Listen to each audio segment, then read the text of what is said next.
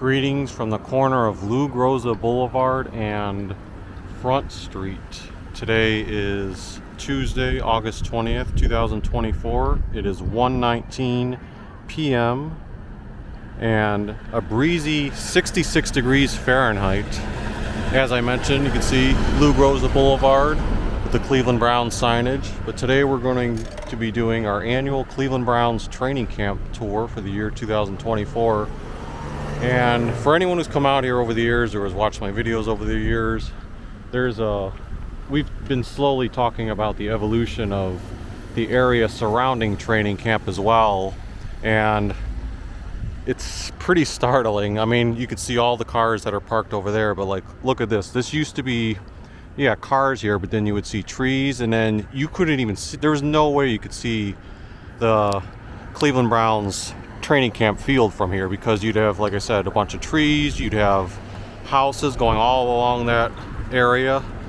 But like all of that property, we've been documenting how it's been acquired by the Cleveland Browns for expansion of their Berea headquarters. There might be ideas in the future where they could develop this into building things like a hotel or some shops and restaurants.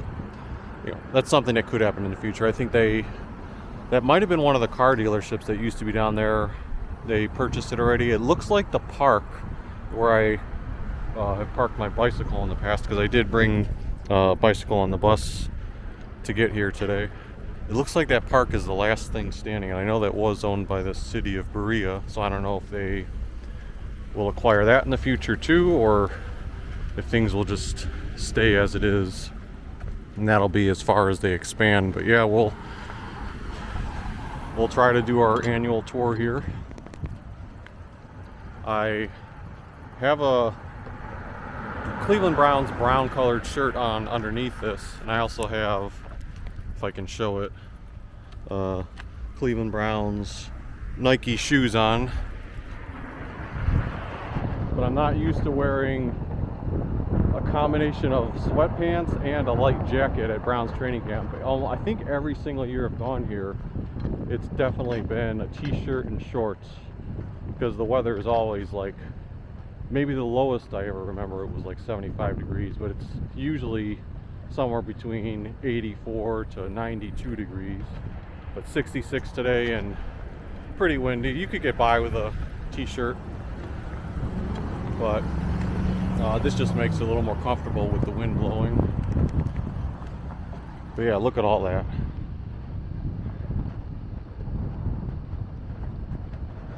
We're going to try to cross over to the other end of the street if we can here.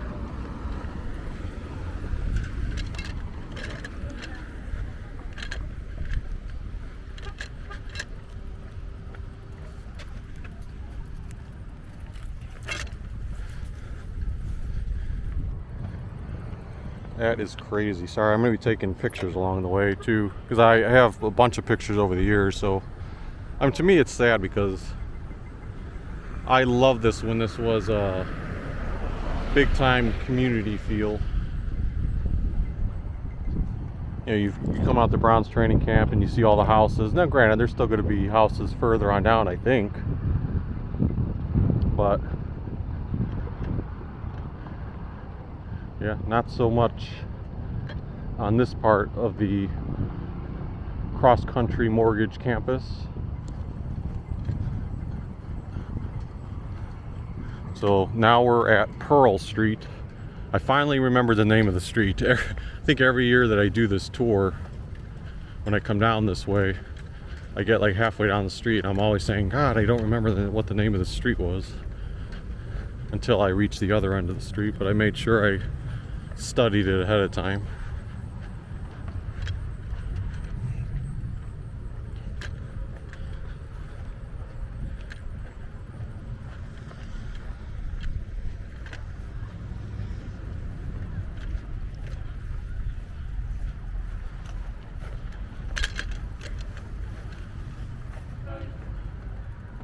So the gates would have opened at 12:30 p.m., which is about 50 minutes ago.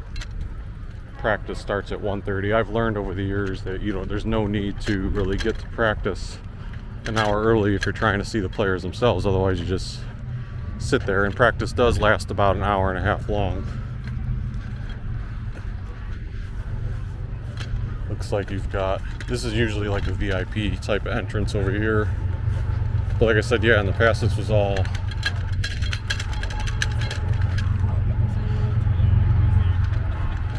houses the entire way.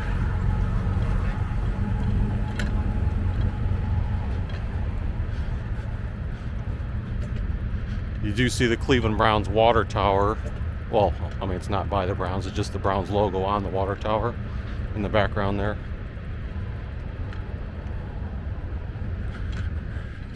And once we get inside, we'll walk around and see what all the fan experience is. But before I do that interior part, I've just been doing that the past few years, again, to help document the evolution of all of these changes. I suppose it probably does provide a lot more parking for Browns fans.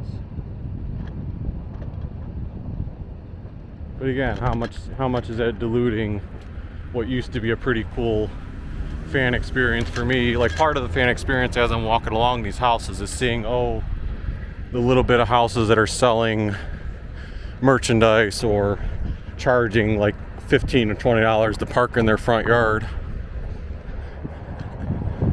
Yeah, I can see definite changes over here too. I'm going to go over to that side briefly, but first I got to park my bike. They still have the bike locks over there.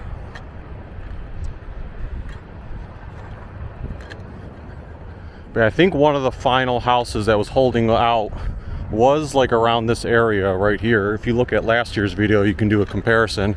But now it even looks like, oh man, like you don't even have to walk all the way around. That was part of the tradition too. You would walk to the end of Pearl Street. I think that's Third Avenue up ahead, and then you would make a left-hand turn and have to walk down Beach Street. Now you can just cut across the grass here and boom, you're right there. So yet another change. And here's the park. God, the house right next to it's gone. This is just so weird to me.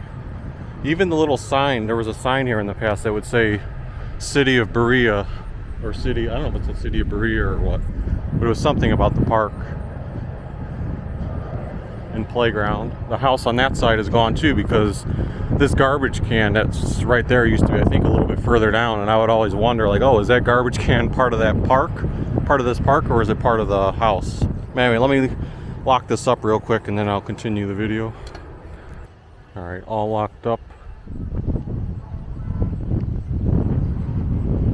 Well, I'm still, call it silly, but at least for this year, I'm still doing my my normal walk down Pearl Street, and then I'm coming down Beach Street, because I still like that experience of, they usually have the street painted with the brown stripe down the middle.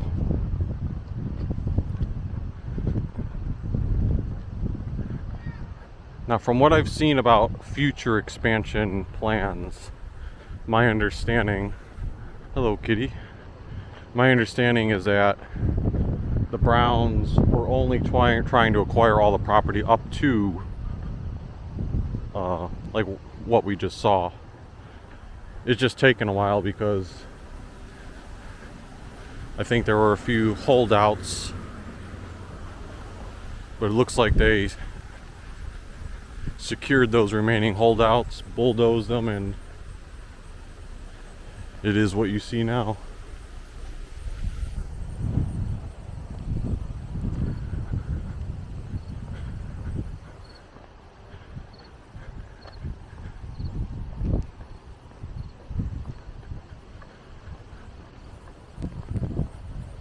One thing I'm wondering about this year's practice, because as I was on the way here, you could see that at least in some of the Cleveland schools, the parking lots are packed. So I was like, school's probably in session.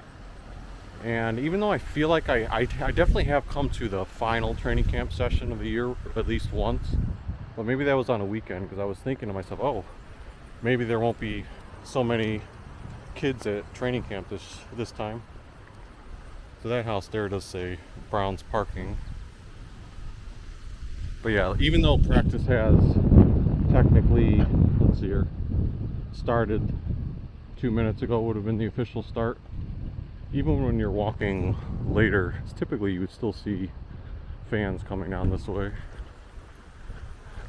And I think a lot of the parking solutions in the past used to be going further that direction, and then fans would be parking, and then you'd see them walking all down the street. Well, I'll be curious when I make a left-hand turn up here down Beach Street, whether any of those street vendors are still set up.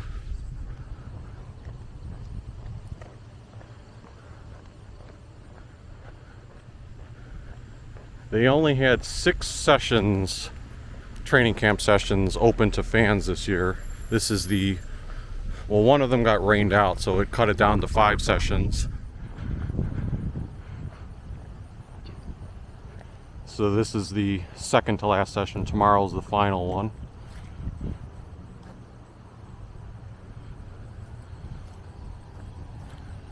So you still got the stripe down the middle of the street.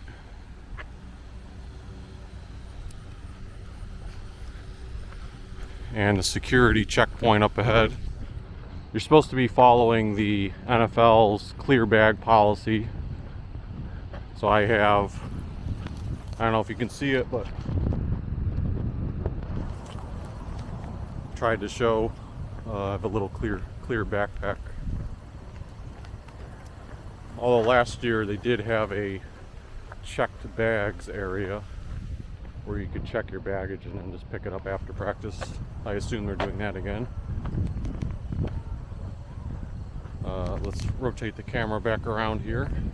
Do have one vendor there selling helmets. Jake from State Farm, the State Farm's Ryan Devins has got his tent set up. Over here, if you want to park really close, $20 parking. And a Dog Bones vendor.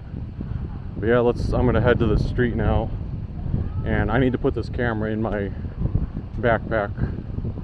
So I will resume the footage after I've entered. Boy, they don't even have the welcome to training camp sign up above this area. Alright, so the giveaway was an ESPN Cleveland headband, so that's pretty nice for Cleveland Browns to have always fun to get a giveaway at training camp. I have a ton of souvenirs over the years. But one interesting thing, as soon as I walked in, they don't have the old, like, oh, this is the field we're practicing on sign. They have 2 big helmets over there, but it says the west side is closed. I don't know if it's been like that through every day of training camp. I do notice today is Military Appreciation Day, and they do have all the military personnel sitting over there. But we did also see at the beginning of training camp that whole area no longer has like fan festivities, as far as like either food trucks or food items or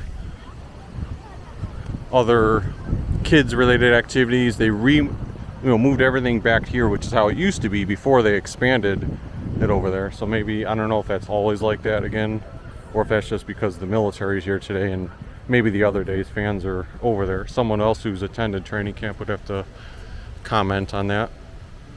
But yeah, you can see the fence signage this year. Cross Country Mortgage, official partner of the Cleveland Browns.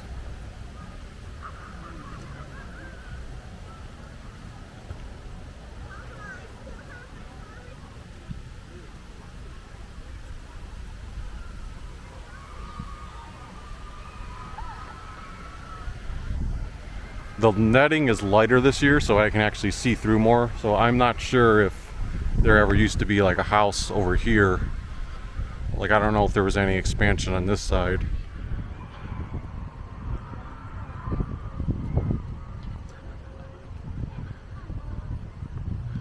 Also notice that there's no like fan benches over here. You know, usually in the past you would still have, I believe, some smaller, the 3 or 4 row tiny bleachers here where you could sit down and watch part of practice. Also in the distance there, they did do some renovations to their actual building itself. Like, for example, you previously you had like a VIP tent set up there where certain invited guests could do it. Now they built an outdoor patio up above. And then I believe the new weight room is below that. I mean, you can't see that from here. I can see Brownie the elf on the little scoreboard over there. Yeah, everything's just so much more wide open. Now, when I saw some videos and pictures from earlier in training camp, at first when I saw like a perspective from this shot, I was thinking to myself like, why am I seeing a bunch of cars moving in the background? And that's part of what clicked from earlier in the video, what I was talking about, where I was like, oh my God, like all those trees and houses are gone. So that's why you can see straight through to the bridge and such.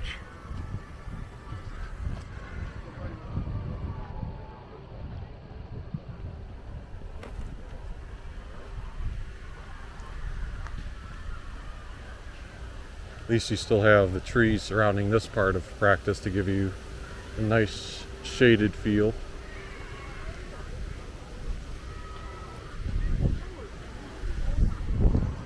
It does seem like fewer kids here and fewer people in general. That might be, again, because school's starting. The wind is blowing heavily. Look, they're even pulling down the 40-yard dash guardrails, probably because they keep blowing over from the wind.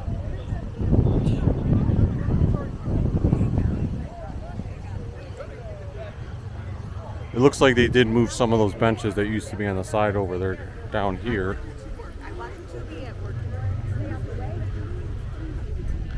So let's see what other amenities. Well, in the past they would have, like, maybe they still have them down there, but they would have, for example, a Joe Thomas big bobblehead, or other Cleveland Browns legends, bobbleheads of them, or other signage in general.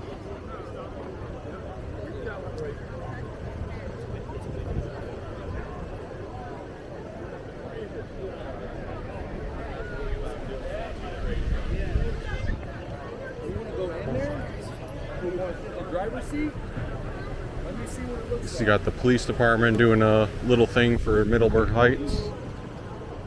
Looks like a sideline club Ticketmaster. Oh, free water. Good. Thank you. Yep. Always need one. Well, also they collected my water bottle that I brought with me at the start, which I figured they would because it was open, but I know they always are real good about giving water bottles here.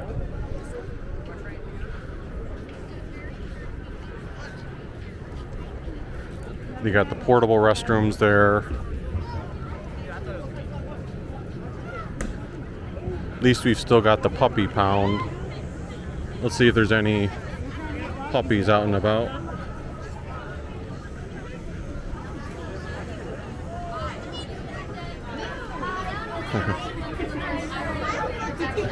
Brie, Swiss, Munster, Cheddar, Briar Rose.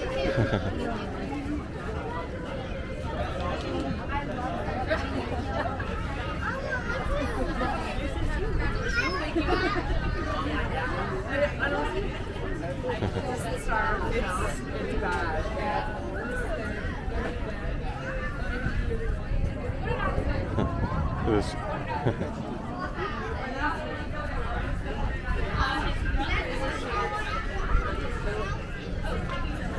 So based on the draft board over there, it seems like 20 puppies have been adopted this year, which seems pretty low compared to previous years, if that's true. We've also got Browns Barking Backers Fan Club for Dogs, Junior Browns Backers, official kids club of the Cleveland Browns.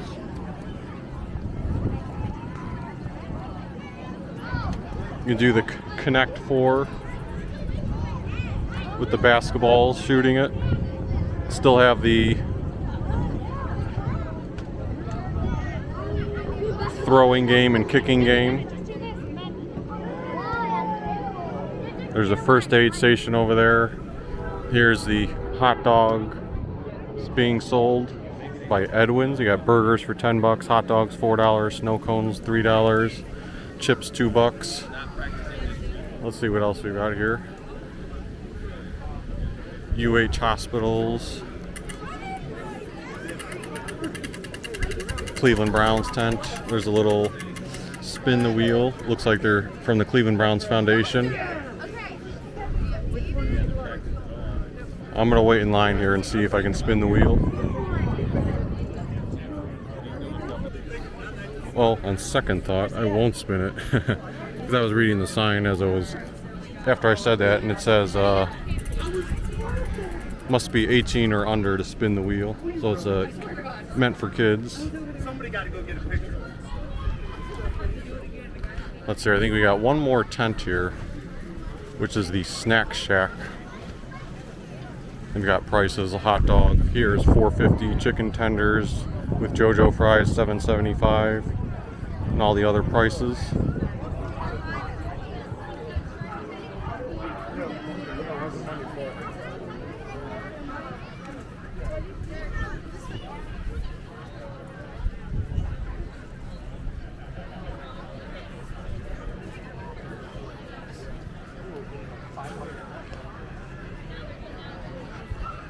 I definitely have to say it's toned down from all past several years as far as picture opportunities.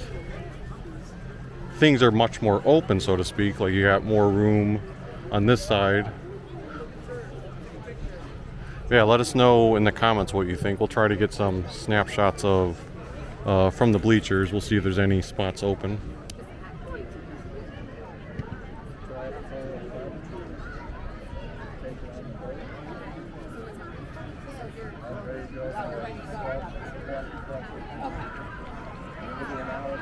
So right now players are either coming out or doing a little bit of light warm up and stretching. One new thing I noticed is they actually have small lines painted on the sideline here, so probably when they're doing their warm up drills they can do, at least compare it to what the field would be. And over there they even have things like where the markings where the center, left tackle, right tackle, or other positions would be lined up. So other markings down there.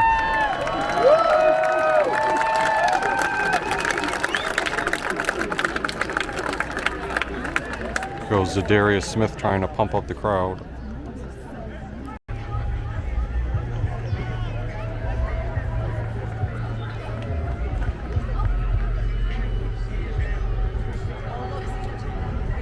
Starting some positional drills, so you can at least see those up close here. Defensive linemen having a little competition with each other to see who has the quicker get off.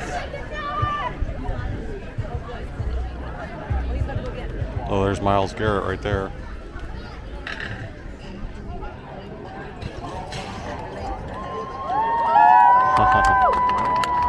That's Pogbo that was competing with him. And then I think you have the linebackers over here.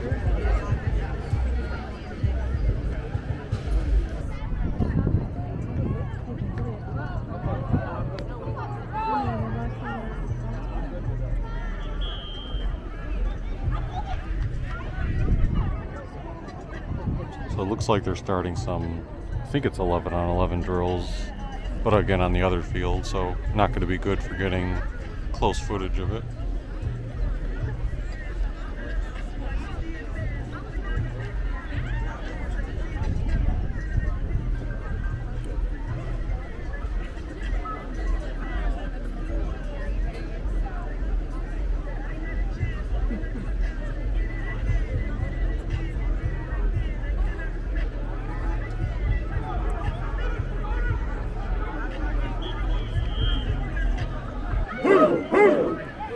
Got the little kids down there. They did a couple of Here We Go Brownie chants. Down here on this field now, they're doing some defensive drills. And by that I mean like it's all defensive players, but some of them are lining up on offense with the caps on just to simulate that, some maybe like pitch drills and defenders know where they're going. The other field, they're still doing 11 on 11 work, but again, it looks like offense with offense, so not really any intense drills, so to speak, going on. Well, looks like that's a wrap on practice.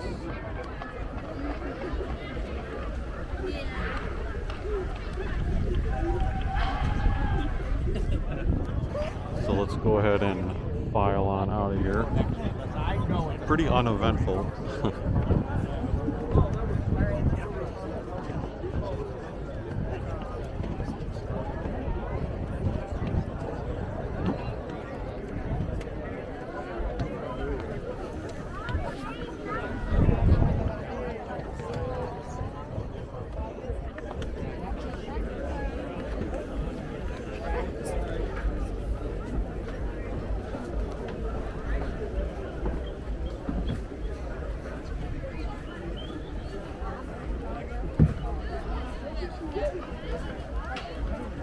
Yeah, everything seemed like a walkthrough. I know they were doing some early 11 on 11, 7 on 7 stuff, but again, that stuff more didn't seem that physical at all, which is okay. You know, practices vary between being physical and walkthroughs and going through the motions.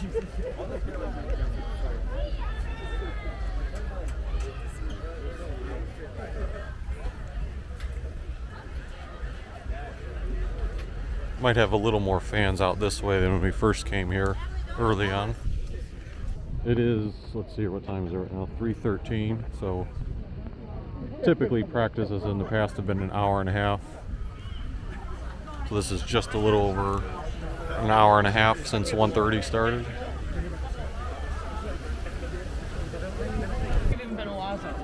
Some of those line markers we were referencing earlier.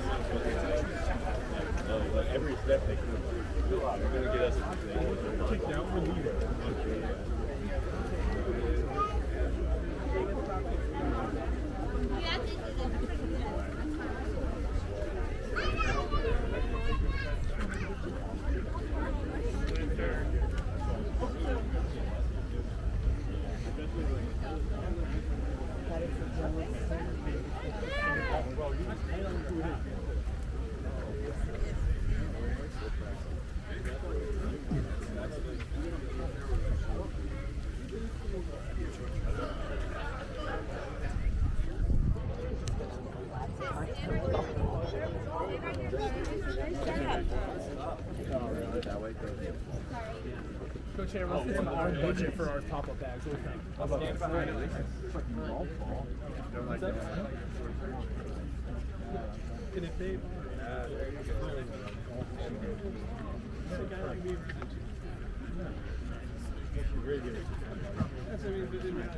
So in the future, could be even more changes for the Browns. Because you have that little battle going on between the Haslams and the city of Cleveland on whether to build a new stadium in Brook Park, not too far away from here, near the airport, or to have the existing stadium renovated with a new roof or something like that. I mean, the Haslams clearly want to go to Brook Park. I mean, they've unleashed a proposal of it, and we're like basically promoting and touting it, and now the city's trying to fight back. I don't know if there's really anything the city can do about it.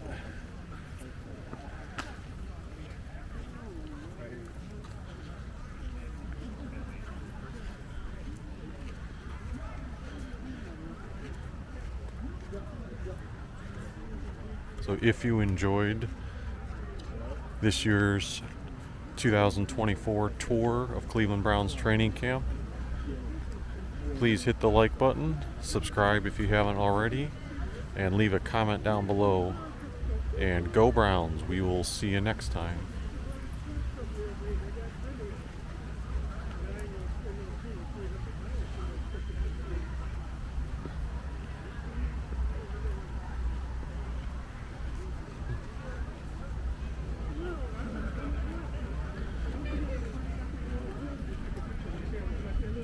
So now when you're exiting, I guess now it makes sense, instead of me walking all the way down Beach Street, I can cut across this grass over here.